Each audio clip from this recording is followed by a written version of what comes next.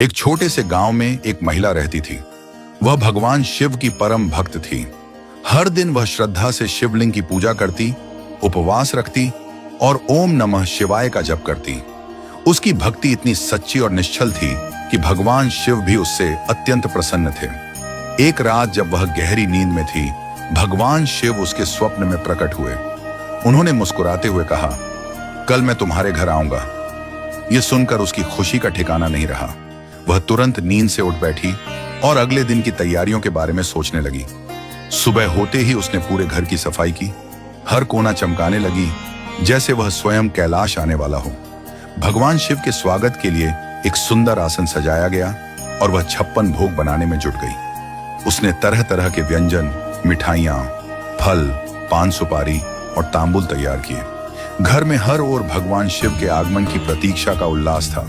उसने तुलसी, बेलपत्र और फूलों से घर को सजाया। पूरे वातावरण में एक दिव्यता भर गई थी।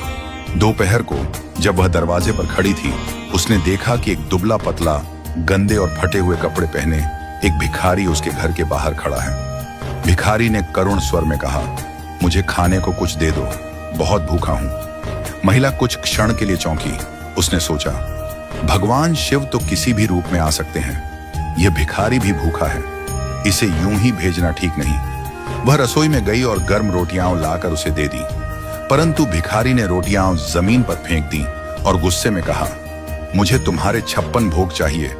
यह सुनकर महिला को पहले तो क्रोध आया, परंतु अगले ही क्षण उसने अपने मन को शांत किया और सोचा, यदि यह मेरी परीक्षा है तो मुझे इसे धैर्य से पार करना होगा।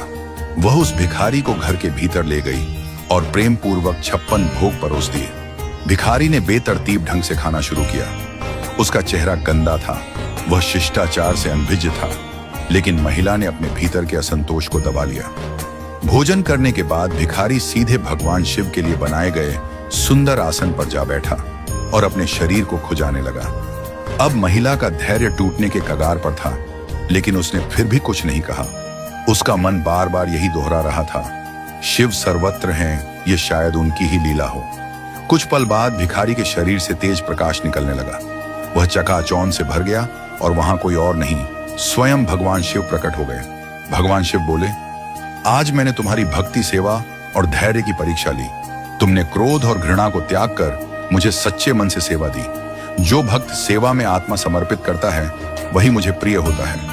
उन्होंने मुस्कुराते हुए आशीर्वाद दिया, तुम्हारा घर सदा सुख, समृद्धि और शांति से भरा रहेगा।